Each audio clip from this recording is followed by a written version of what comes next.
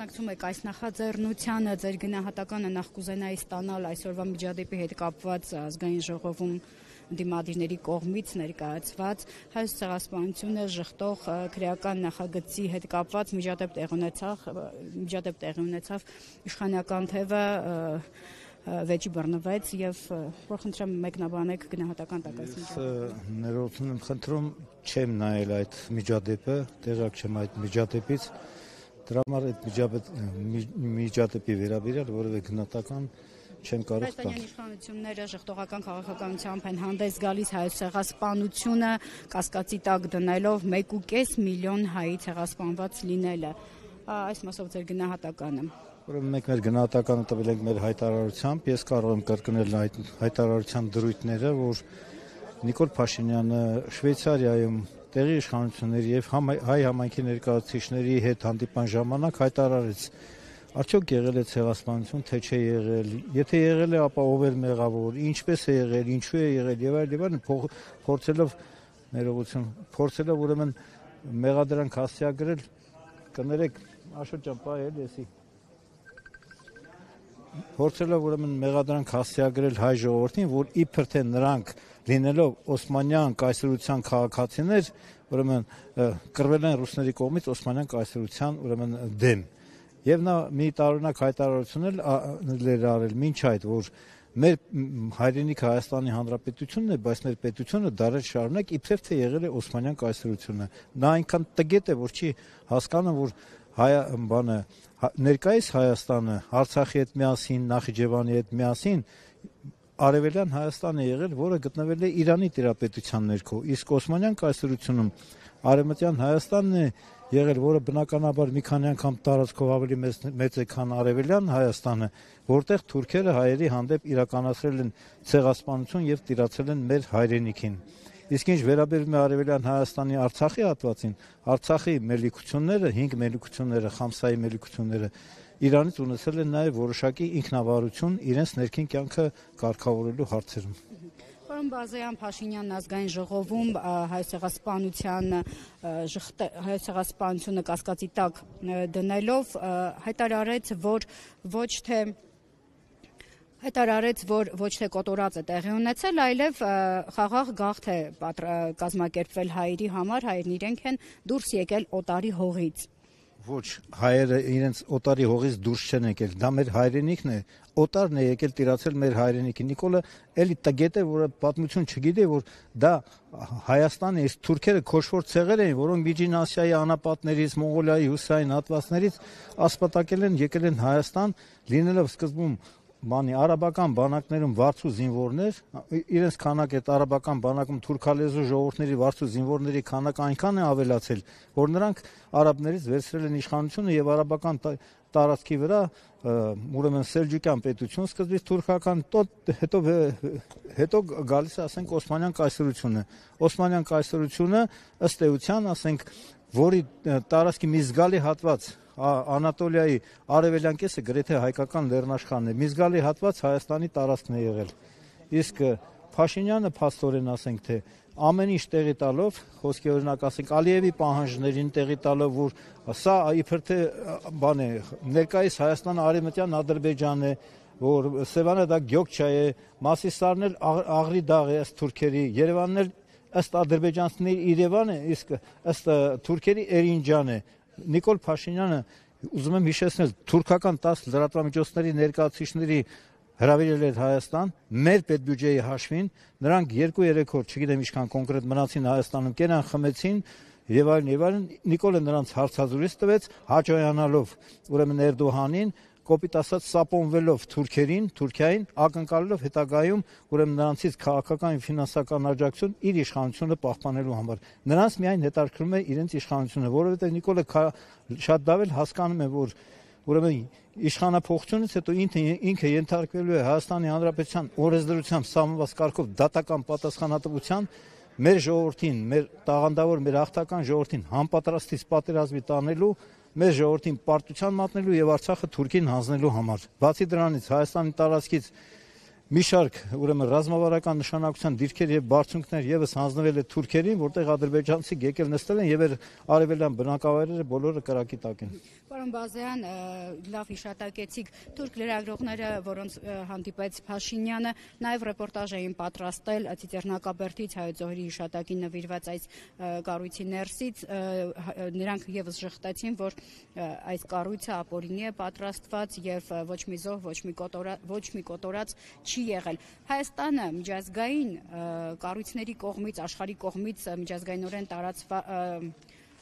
միջազգայինորեն ճանաչված պետություն է, որքանով է իրավական, որպեսզի թուրք լրագրողը գա մի պետության, այն էլ այսպիսի կառույցից ներսից հայտարարություն տարածի ու ռեպորտաժ պատրաստի, հայտարարելով, որ նման ցեղասպանություն չի իրականացվել։ Հայաստանի իշխանությունները այս առումով չպետք է հորդորեին կամ պահանջեին, որպեսզի հերքեն կամ չեղալ համարեին այդ ռեպորտաժը։ Հայաստանի ուրեմն թուրքամետ ապազգային իշխանության գործնեության արդյունքում են այդպիսի բաներ տեղի ունենում։ Ես ուզում եմ հիշեցնել նաև մի թուրքի, որը եկել էր ցեղասպանության զոհերի հուշարձան եւ աու այսպես էր անում, այսինքն գործ գայլերի բաներ ցույց տալիս ու ծաղրում էր մեզ։ Բացի դրանից ուզում եմ հիշեցնել նաև, որ մի քանի Իրանից եկած ադրբեջանցիներ այդպես էր նկարագրված, չգիտեմ, Իրանից էին եկել այդ ադրբեջանցիները, թուրքերը, թե Ադրբեջանից էին, Հանրապետության հրապարակում Այ Ղարաբաղ, Ջան Ղարաբաղին երգում եւ այդ նյութը տարածողին տարել էին ձերբակալել էին, փոխանակ ոստիկանությունը այդ թուրքերին տաներ ձերբակալեր, տարել էին այդ նյութը տարածողին էին ձերբակալ, իբրև թե ազգամիջյան, ուրեմն թշնամանք հրահարելու պահանջով։ Իրական Հայաստան ըստ Փաշինյանի ձեր կարծիքով ինչպես է պատկերացնում, որը պետք է լինի։ Ըստ Փաշինյանի իրական Հայաստանը պետք է լինի թուրքերի ենթակայության ներքո, մենք պետք է ձուլվենք թուրքերի հետ, դառնանք թուրք, այդպես վերանանք գնանք։ Ըստ Փաշինյանի այդպես է։ Շղթերով հայ ցեղասպանությունը Հայաստանն ու հայ ժողովուրդը ինչի արժեք կկանգնի ասես։ Ուրեմն Նիկոլով չի ցեղասպանը ժխտվում կամ չի ժխտվում։ Ցեղասպանությունը ճանաչել են 35 երկրներից ավելի պետություններ։ Ուրեմն ամենահզոր պետությունները Միացյալ Նահանգները, Ռուսաստանի Դաշնությունը, Եվրոմիության երկրները, Բրազիլիան, Արգենտինան եւ այլն, մի շարք մեծ երկրներ ճանաչել են ցեղասպանություն։ Նիկոլը մի ապուշ հայտարարություն էլ արեց, որ մինչեւ 59 թիվը ցեղասպանության մասին չէ, 39 թիվը ցեղասպանության մասին չկար։ 59 թվից հետո ցեղասպանության մասին խոսք ելավ։ Ինքը այն նորից եմ կրկնում, այնքան տգետ է, որ չգիտի, որ ցեղասպանություն տերմինը շրջանառության մեջ դրեց Լեմկինը հրեա ազգությամբ, որովհետեւ ֆաշիստական Գերմանիան հրեաների հանդեպ իրականացրել էր ցեղասպանություն, իսկ Հիտլերը հայտարարել էր, ով է հիշում Հայաստանի հայերի ցեղասպանությունը։ 59 թվից այո, մենք բարձրացրել ենք ցեղասպանության հարցը տարբեր միջազգային ատյաններում եւ սփյուռքահայությունն է բարձրացրել այդ հարցերը եւ ասացի արդեն 35 խոշոր երկրներ ավելի քան 35 խոշոր երկրներ ճանաչել են հայոց ցեղասպանությունը եւ դատապարտել են։ Իսկ Թուրքիան բնականաբար ժխտում է հայոց ցեղասպանությունը, որպեսզի փոխհատուցում չտա հայերին։ Տեղի ունեցավ նաեւ 16, 20, 22, 23 թվականներին Ադրբեջանի կողմից հայաստանյան իշխանությունները որևէ սգո օր կամ հիշատակի օր Հայաստանում չհայտարարեցին։ Այսպիսով ուրեմն Հայաստանի իշխանությունները մեր ժողովրդին անդադ վախեցնում են նոր պատերազմով, վախեցնում են նախկինների վերադարձով, նախկինները ռևանշիստներ են, որ կան նորից պատերազմ կլինի եւ այլն, եւ իբր թե Նիկոլը բերում է խաղաղություն։ Ուրեմն ասված խոսք է,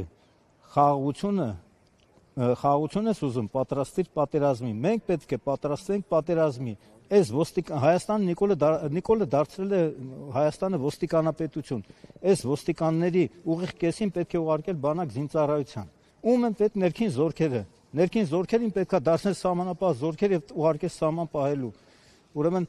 ոստիկանապետությունից մենք պետք է դառնանք ռազմականացված պետություն, որովհետեւ գտնվում ենք երկու թշնամական պետությունների արանքում։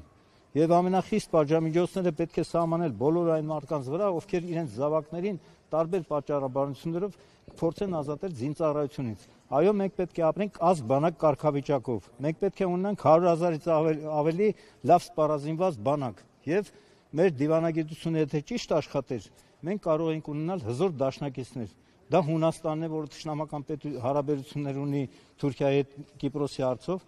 դա Իրանն է, որը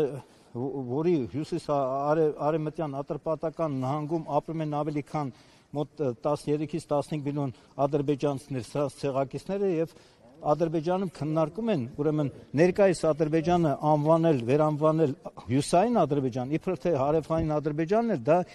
Իրանի Ատրպատական նահանգն է։ Դրա համար մեր շահերը Իրանի հետ փոխադարձ համընկնում են։ Մեր շահերը համընկնում են նաև Հնդկաստանի հետ, որը լարված հարաբերություններ ունի այն Պակիստանի հետ, որը մինչև հիմա չի ճանաչել Հայաստանը որպես անկախ պետություն, եւ Պակիստանը ռազմական տեխնիկայով էր աջակցում 44-օրյա պատերազմում Ադրբեջանին։ Ադրբեջանին օգնել էր նաև Իսրայելը իր հետախուզական ռազմական տեխնիկայով։ Էլ չեմ ասում Թուրքիան իրենց ցեղակիցները,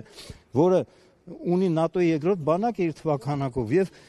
թուրքական սպայական կազմը ղեկավարում էր այդ պատերազմը ու անութաչու թռչող սարքերը ուրեմն անխափան էին գործում, օդը բաց էր։ Դրա համար մենք պարտություն կրեցինք, որովհետև հայկական զինված ուժերի գլխավոր հրամանատար հանդիսանում Նիկոլ Փաշինյանը իր կարգավիճակով, որը ոչինչ չի հասկանում ոչ բանակից, ոչ էլ պատերազմից, ու ինքը հաճույքով Արցախ հանձնեց Թուրքին, ստորագրեց Ադրբեջանի տարածքային ամբողջականությունը 86600 քառակուսի կիլոմետր, ներառյալ ամբողջ Արցախը եւ Հայաստանի տարածքից 60 քառակուսի կիլոմետր ռազմավարական նշանակության դիրքեր եւ բարձունքներ։ Երբ որ նրան հարցրեցին լրագրողները, որ բա դու գնացել եք Արցախ եւ իր ճղճղան ձայնով նա գոռում էր Արցախն Հայաստանը եւ վերջ 19 թվականին գնացել էր Արցախ։ Հարց են տալիս, բա ո՞նց է որ ճանաչել եք Արցախն Ադրբեջանի կազմ,